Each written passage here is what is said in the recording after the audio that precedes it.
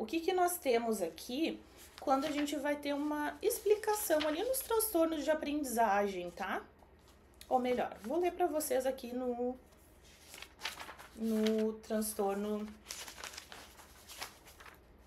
nos transtornos de aprendizagem mesmo, tá? Então, vamos pegar aqui na página, bem na parte da especificação mesmo, tá? Página 79, aqui onde especifica, tá?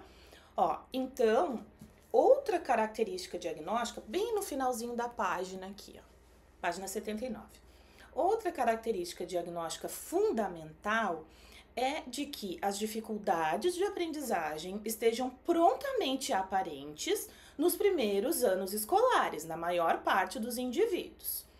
Aqui, outra característica diagnóstica fundamental é de que as dificuldades de aprendizagem sejam consideradas específicas por 4 razões, tá? Que razões são elas? Primeiro, tá? ênfase, ó. Primeiro, elas não são atribuíveis a transtorno do desenvolvimento intelectual, ou seja, a deficiência intelectual, tá? Então, imagina, nós lendo esse trecho aqui, né, do DSM, que está explicando detalhadamente o primeiro aspecto que diz: essa dificuldade não pode ser explicada por uma deficiência intelectual. Então, a gente olha para isso aqui e a gente vai dizer, tá, então, ok, não pode ter a comorbidade, né? Não pode ter a comorbidade. Quando nós vamos olhar para a mesma etapa, né, para a mesma parte aqui, pensando na própria DI, vai ter o mesmo processo escrito, tá? Que pode ter dificuldade de aprendizagem, né? As crianças com deficiência intelectual, que isso pode aparecer, inclusive os pontos de corte para o QI, que aparece no transtorno de aprendizagem, acaba sendo o mesmo da deficiência intelectual. Olha só o ponto de corte que o DSM coloca para transtorno de aprendizagem, tá? Para dizer que isso é transtorno de aprendizagem, isso não é deficiência intelectual. Por favor, gente, fiquem à vontade para fazer comentários aqui, para tirar dúvidas, tá? Para me dizer se tá ficando claro, se vocês, né, se não tá clara a forma como eu tô mencionando, eu posso repetir. O objetivo da nossa live é ser sucinta, mas uma vez que eu me coloquei à disposição, né, para trazer esse tema aqui, eu quero realmente que quem tá aqui consiga aproveitar, porque no final das contas, nós temos uma criança que pode ter uma intervenção equivocada em função de um equívoco na hora de descrever esse perfil de funcionamento. Um equívoco na hora de dar um diagnóstico, de pensar ou não em uma comorbidade. Então, se a gente pensa em uma criança que tem um transtorno específico de aprendizagem, como uma dislexia, o tratamento vai ser voltado para o desenvolvimento da consciência fonológica, para as habilidades de leitura, de escrita, fluência leitora, compreensão leitora. Agora, se nós temos uma criança com deficiência intelectual, nós vamos ter uma criança que vai receber inclusive, o professor dessa criança pode pensar assim: eu vou trabalhar com ele com estratégias mais genéricas, que desenvolva habilidades mais globais para a funcionalidade dele como um todo. Não vou focar tanto nessas questões de leitura, escrita e matemática, porque afinal ele tem deficiência intelectual, né? Então, o próprio tratamento, a própria forma como se vai trabalhar, tanto na sala de aula quanto no contexto clínico, vai ser diferente se a gente pensa que a criança tem apenas uma deficiência intelectual, e por favor, apenas, quando eu digo, não é no sentido de minimizar a intensidade e a gravidade desse transtorno, e sim pensando em que é um diagnóstico apenas, né? E diferente se ela tem um transtorno específico de aprendizagem. São abordagens diferentes. E por isso é tão relevante que a gente consiga olhar com precisão para isso. Então, eu faço questão que vocês enviem perguntas, vocês façam comentários, tá? Vamos discutir essa temática, porque eu quero valorizar o tempo de vocês aqui, tá? Eu quero que vocês, de fato, aproveitem esse momento, certo? Então, quando a gente olha para os pontos de corte relacionado ao nível intelectual, ao QI que uma criança com transtorno de aprendizagem vai ter e que uma criança com deficiência intelectual vai ter, vejam que nós temos, ó, o transtorno específico da aprendizagem afeta a aprendizagem em indivíduos que, de outro modo, demonstram níveis normais de funcionamento intelectual, tá? Ok, então, nível normal, a pessoa não tem um QI rebaixado. Mas, gente, vejam como é que ele especifica esse nível normal de funcionamento intelectual. Vejam o que é o nível normal de funcionamento intelectual, entre parênteses. Geralmente estimado por score de QI superior a cerca de 70, mais ou menos 5 pontos de margem de erro de medida. O que isso quer dizer? Que o QI tem que ser superior a entre 65 e 75, tá? Então, 69, se fosse o QI, estaria dentro, né, desse intervalo ali, certo? Então, se eu penso numa criança que tem um QI 59, ok, está dentro do intervalo.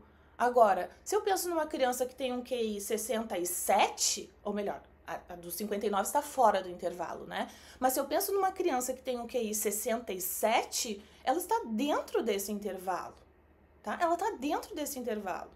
Então, o que nós podemos ter? Uma criança com QI 67, diagnosticada com transtorno específico de aprendizagem, tá? Agora, vamos para a deficiência intelectual. Vamos ver o que fala aqui o DSM em relação ao QI esperado, né, para quem tem deficiência intelectual. Vejam qual é o score de QI. Aqui, ó.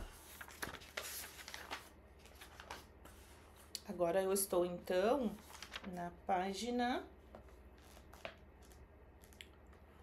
38, tá? Do DSM-5-TR, página 38, ó. Deixa eu ver. O funcionamento intelectual é tipicamente mensurado com testes de inteligência abrangentes e adequados do ponto de vista psicométrico e cultural. Indivíduos com transtorno do desenvolvimento intelectual apresentam scores em torno de 2 desvio padrão ou mais abaixo da média populacional, incluindo uma margem de erro de medida e mais ou menos 5 pontos, tá? Ó, qual é? Então, em testes com desvio padrão de 15 e média 100, isso significa um score de 65 a 75, ou seja, 70 mais ou menos 5. 70 mais ou menos 5. E daí o que se coloca? Que tem que ter um julgamento clínico, né? Que são necessários, é necessário esse julgamento clínico para a interpretação dos resultados do teste. Por quê, gente? Por que é necessário um julgamento clínico? Agora eu vou para a página 42, tá? Esses testes podem identificar áreas de pontos fortes e fracos, sendo uma avaliação importante para o planejamento acadêmico e profissional. Scores de QI são aproximações do funcionamento conceitual, mas podem ser insuficientes para avaliação do raciocínio em uma situação da vida real e do domínio de tarefas práticas. Por exemplo, olha só esse exemplo, gente. Por exemplo, uma pessoa com déficit em funções intelectuais, com um score de QI um tanto acima de 65 e 75, que seria aquele score pensado lá no transtorno específico de aprendizagem, né? Vamos pensar na criança lá com QI 76, 77, tá? Então, essa pessoa com score acima de 65 e 75 pode ter problemas de comportamento adaptativo tão graves relativos a julgamento social ou outras áreas do funcionamento adaptativo que o seu funcionamento real é comparável a de pessoas com score de QI mais baixo. Portanto, o julgamento clínico é necessário para a interpretação dos testes de QI. E o uso de testes como único critério para o diagnóstico de um transtorno, né, um transtorno do desenvolvimento intelectual, é insuficiente, tá? Então, essas informações aqui que eu trouxe para vocês, elas são, eu vou dizer que, em parte, pelo menos, responsáveis por essa confusão que se tem entre a possibilidade ou não de nós termos a comorbidade entre transtorno específico de aprendizagem, principalmente quando a gente olha para o QI apenas. Então, nós podemos ter uma criança com QI classificado em limítrofe, por exemplo, 77, e na verdade ela ter deficiência intelectual. É isso que esse trecho aqui está falando, que o julgamento clínico é que vai definir se essa criança tem ou se ela não tem deficiência intelectual. Por outro lado, aqui quando a gente fala, né, dos transtornos específicos de aprendizagem, que a gente vai para essa parte também do QI, nós vamos ter o quê? Que uma criança com transtorno de aprendizagem, ela tem que ter um score de QI acima de 70 mais ou menos 5. Então, 71, 72 seria suficiente. De novo, nós estamos com uma criança numa faixa limítrofe. Então, gente, primeiro, o diagnóstico de cada um dos dois transtornos, quando a gente olha para os critérios diagnósticos, quando a gente olha para as especificidades desses critérios diagnósticos, por si só já são complexos, já são difíceis, já são confusos. Então, é necessário ter uma avaliação muito minuciosa, muito cuidadosa e, principalmente, se olhar para além do QI. Embora o QI seja uma medida importante, o que nós temos aqui assumido nos próprios manuais diagnósticos é que nós precisamos olhar para além do QI, porque pode sim acontecer de uma pessoa ter um QI superior a 70 e ainda assim ela ter deficiência intelectual. Semana passada, inclusive, eu fiz um post sobre isso. Inclusive, quem ainda não me segue, eu convido, né, para me seguir. Todos os dias eu trago conteúdos como este daqui, né? Conteúdos que vão contribuir para a prática de outros profissionais que trabalham com avaliação, que trabalham com neurodesenvolvimento, né? Então, são todos muito bem-vindos aqui no meu Instagram. Quero ouvi-los, ou melhor, quero saber, né? De onde vocês são, qual o interesse de vocês nessa live.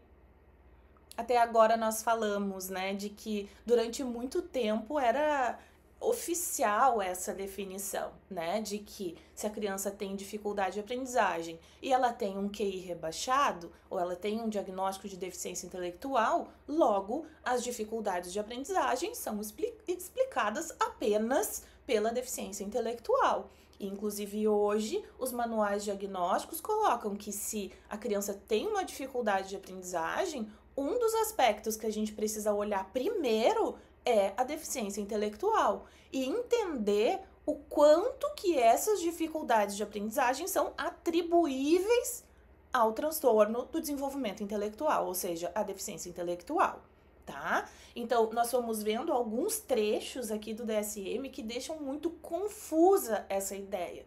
Nós temos crianças com QI dentro, ali entre 65 e 75, que, ou melhor, uma criança que tem um score acima desse intervalo e que pode ter um diagnóstico de DI. Por outro lado, esse intervalo que me diria que a criança tem DI, eu posso ter uma criança com transtorno de aprendizagem, porque ele diz aqui, tá? Então, é confusa essa explicação. E isso gera, né, essa dúvida. Será realmente que é possível ter a comorbidade? Então, eu quero ouvi-los. Aqui eu quero ver o que vocês têm para me dizer. Qual é o interesse de vocês com essa live? De onde vocês estão falando? Vi que o Vinícius entrou agora. Érica, Mariana, Ânia, Vanessa, Irene, Nath. Ai, coisa boa. Onde vocês estão? Me digam onde vocês estão. Tá fazendo sentido para vocês até agora? Viram como esses trechos aqui que eu li, eles realmente nos deixam dúvidas? Por aqui recebo muitos pacientes que vêm com diagnóstico de transtorno do desenvolvimento intelectual e os transtornos de aprendizagem. Como comorbidade, Divanda? Como comórbido? Porque o que a gente ainda mais visualiza realmente, né, são... Ó, o Vinícius está assistindo de BH, terra que eu amo, BH. Certo. Bom, então, gente, eu vou entrando, né, na resposta para nossa pergunta, né, que motivou a nossa live.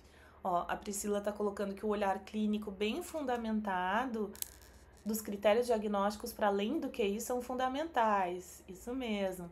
Ó, a Joyce de Porto Alegre, bem colocado, Osana. Gostaria de te escutar falar um pouco sobre a importância de usar também testes de inteligência não verbal e escalas de funcionamento adaptativo, claro, né? A Joyce Gabinazzi, que prazer, Joyce, de ter aqui. Todos vocês, né, são muito bem-vindos, é um prazer muito grande.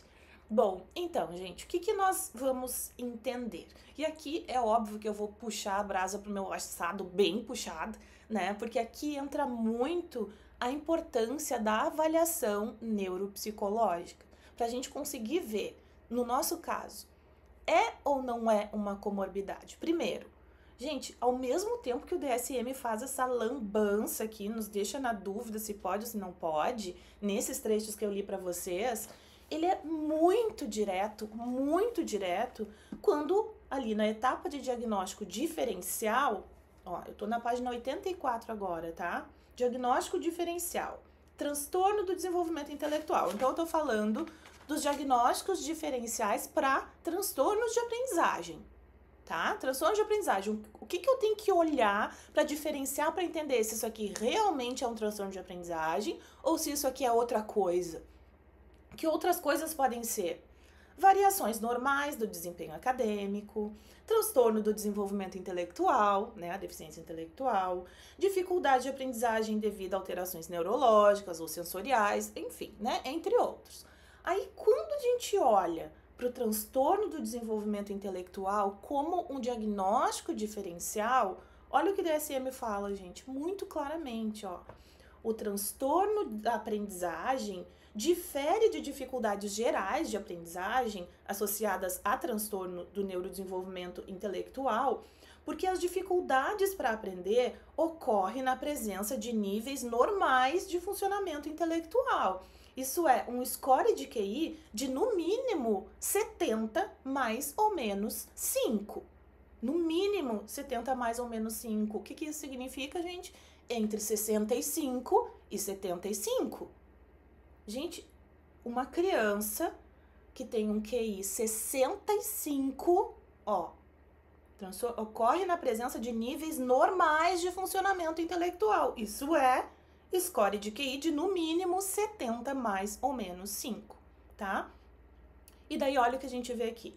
Diante da presença de transtorno do desenvolvimento intelectual, o transtorno específico da aprendizagem, ou seja, a dislexia, a descalculia, né, pode ser diagnosticado somente se as dificuldades para aprender excedem aquelas comumente associadas a transtorno do desenvolvimento intelectual. Então, de novo, o que a gente tem aqui? Tá, eu disse que é muito claro, mas talvez isso aqui ainda não seja tão claro, né? Mas olha só, diante da presença do transtorno do desenvolvimento intelectual, o transtorno específico de aprendizagem pode ser diagnosticado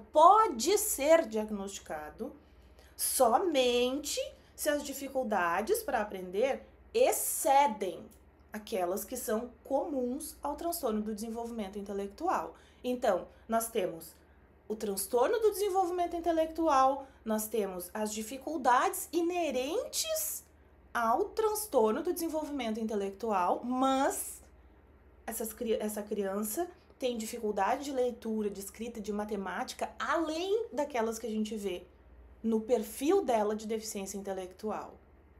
Olha o que a Pri colocou ali, ó. Ou seja, não dá para ser comórbido. Viram, gente, como não é totalmente claro? Então, o que eu vou fazer agora? Eu vou pegar aqui o diagnóstico diferencial da deficiência intelectual. No diagnóstico diferencial dos transtornos de aprendizagem, ainda não ficou totalmente claro. Vou, então, ver o diagnóstico diferencial da deficiência intelectual, na página 45. Construindo aqui com vocês. Ó, diagnóstico diferencial, ou seja, será que isso aqui é deficiência intelectual? Será que isso aqui não é deficiência intelectual? Peraí, Tem algumas coisas que podem confundir, né? Que podem confundir com deficiência intelectual. Por exemplo, transtornos neurocognitivos, transtornos da comunicação e transtorno específico de aprendizagem, também pode confundir. Então, vamos ler aqui essa parte do transtorno da comunicação e transtorno específico de aprendizagem, tá? Vamos lá. Esses transtornos do neurodesenvolvimento são específicos do domínio da comunicação e da aprendizagem, né? Os transtornos de aprendizagem ali, não exibindo déficits no comportamento intelectual e adaptativo. Podem ser comórbidos com transtorno do desenvolvimento intelectual. Gente, mais claro do que isso, aí é impossível, tá? Página 45, diagnóstico diferencial, transtornos da comunicação e transtorno específico da aprendizagem do DSM-5-TR, tá? O CID-11 também. Gente, mais claro do que isso, aí, realmente, né? É uma frase única, tá? Podem ser comórbidos com transtorno do desenvolvimento intelectual, ponto. Ambos os diagnósticos são feitos se a totalidade dos critérios para transtorno do desenvolvimento intelectual e para transtorno da comunicação ou específico da aprendizagem for preenchida. Gente, pode ter comorbidade entre transtorno específico de aprendizagem e transtorno do desenvolvimento intelectual. Tá confuso no DSM? Deixa espaço para dúvida? Deixa, mas aqui tá a resposta. Na literatura é a mesma confusão, tá? Porque os pontos de corte que se tem, tá?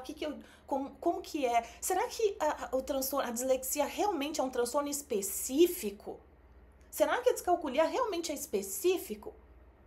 Né? E daí a gente tem outros estudos que, daí sim eu vou puxar, né, a brasa pro meu assado. Gente, dentro da deficiência intelectual, nós temos diferentes perfis cognitivos. Nós vamos ter a criança com deficiência intelectual que tem prejuízo na leitura. Nós temos crianças com deficiência intelectual que têm muita dificuldade, né, para compreender um texto, para trabalhar com consciência fonológica, para memorizar sequências. Outras crianças com deficiência intelectual não vão ter esses prejuízos, ou enfim, têm esses prejuízos, mas não com essa gravidade, né? Ou, inclusive, elas têm scores, né, próximos ao de crianças em desenvolvimento típico, mesmo tendo deficiência intelectual. Então, eu mencionei para vocês que quem estivesse aqui na live comigo hoje, eu mandaria os artigos que eu tenho, as buscas que eu tenho, porque, claro, que eu não tô trazendo isso aqui para vocês falando, né, apenas, enfim, né, da minha prática, do que eu acho, né? A gente não tá falando de achismo. Nós estamos falando de crianças que nos procuram para avaliação e o nosso trabalho, o nosso compromisso é poder fornecer orientações, indicações terapêuticas que vão de fato fazer a diferença na vida dessa criança. Se eu digo, como eu falei, se eu vejo uma criança que tem um QI lá, 45, e daí eu atribuo todas as dificuldades dela a esse QI 45, gente, talvez ela tenha algumas dificuldades mais específicas dentro desse QI 45. Talvez ela tenha potencialidades, mesmo dentro desse QI 45, ela tenha habilidades mais desenvolvidas. E é isso que a literatura mostra, tá? Perfis cognitivos diferentes dentro da deficiência intelectual. Níveis diferentes de processamento fonológico, de vocabulário, de processamento linguístico, né? Todos os processos ali relacionados que é evidente que são característicos da dislexia dentro de alguns grupos de deficientes intelectuais, não todos. E por que eu falei da avaliação neuropsicológica? Por que ela é relevante? Porque na nossa avaliação a gente não vai olhar, mesmo que a gente tenha lá o VISC, o VAIS, né, as escalas Wechsler como base na nossa avaliação, o que nos interessa é olhar para essas dissociações de desempenho, independente se a criança tem deficiência intelectual, se ela tem altas habilidades, nós queremos olhar o perfil cognitivo dessa criança. E quando nós vamos trabalhar né, com uma criança que chega para nós com deficiência intelectual, ou enfim, chega para nós com uma dificuldade de aprendizagem, é claro que nós vamos olhar se essa dificuldade de aprendizagem está ou não está sendo mais bem explicada por um transtorno do desenvolvimento intelectual, né, pela deficiência intelectual. Porque às vezes a gente vê que sim, né, esse nível intelectual, um nível intelectual rebaixado, um prejuízo muito grande na autonomia, na independência, a criança não consegue evoluir em outras áreas da vida, ela não consegue pegar os materiais para estudar sozinha, ela não conseguiu se alfabetizar. Gente, provavelmente é por causa da deficiência intelectual. Por outro lado, a gente vê crianças que têm dificuldade em outras áreas da vida, que tem... Daí a professora diz, mas ele conseguiu se alfabetizar. Né? A família atrás, mas ele conseguiu se alfabetizar. Né? Então, a gente vai vendo perfis diferentes de funcionamento e perfis diferentes de desempenho mesmo dentro da deficiência intelectual. Por quê? Por que algumas pessoas que têm deficiência intelectual são mais agitadas, mais incomodadas, mais suscetíveis a barulhos, a ficar desatenta? Por quê? Provavelmente a gente tem uma comorbidade entre TDAH e transtorno de desenvolvimento intelectual. Por que algumas pessoas com deficiência intelectual têm mais prejuízo de consciência fonológica, mais prejuízo de vocabulário? Isso acaba comprometendo a compreensão leitora dessa criança. Inclusive, esses estudos aqui, alguns desses que eu vou mandar para vocês, têm justamente esse objetivo de pesquisa. Vamos ver o que mais explica a compreensão leitora de alunos, adolescentes que têm deficiência intelectual. O que se pensa? O QI, né? O QI está rebaixado, o nível de compreensão leitora provavelmente vai ser rebaixado. Gente, o que se observa é que o processamento fonológico, o vocabulário, a memória de trabalho fonológica, né, a alça fonológica lá da memória de trabalho, explicam mais o desfecho na compreensão leitora do que o QI. Não é o QI mais baixo, é o vocabulário mais baixo, é a memória de trabalho mais baixa. É isso que explica o prejuízo na compreensão leitora de alunos que têm deficiência intelectual. Por quê? Porque provavelmente esses alunos têm uma dislexia associada. Provavelmente é isso que acontece, né? Então, a nossa avaliação, ela precisa ser muito criteriosa, para muito além de números, né? Enfim, nós temos que olhar com esse cuidado, com essa minuciosidade, e para isso a gente precisa ter conhecimento, né? Por isso que vocês estão aqui. Eu quero também convidá-los, quem não conhece ainda, a conhecer o meu curso, o Da Queixa ao Laudo, que é todo embasado nesses conhecimentos aqui, conhecimento científico, e que fala do passo a passo da avaliação neuropsicológica, tá? Da avaliação de crianças e de adolescentes com viés mais cognitivo, mais escolar, não é restrito para psicólogos, então todos vocês são muito bem-vindos, porque são conhecimentos como esses, né, que eu trago lá e que vão fazer a diferença de verdade na vida dos pacientes de vocês, tá? Então, se vocês quiserem conhecer o curso, dá uma olhada no link que tá na minha bio, ele tá com acesso vitalício, inclusive, tá? Até domingo agora, acesso vitalício. E de verdade, vale muito a pena vocês estarem, né, 100% seguros, assim, né, de como proceder. Gente, terminamos por aqui. Eu espero de verdade que essa live tenha sido útil para os pacientes de vocês, né, porque como eu falei, tudo isso é por eles, né, tudo isso com certeza é por eles.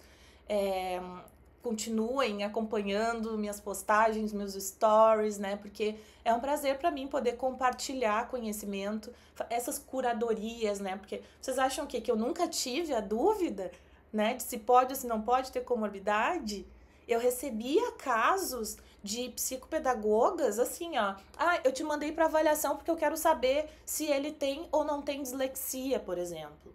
Só que assim, quem fez a avaliação de leitura, escrita, todo o processamento da aprendizagem escolar foi a psicopedagoga. Daí eu perguntava, tá, mas como assim para saber se ele tem dislexia ou não? Não, é que eu quero saber o QI dele. Quero saber o QI. Se o QI for 70, então não é dislexia. Tá, gente, vocês acham que eu nunca tive dúvidas em relação a isso?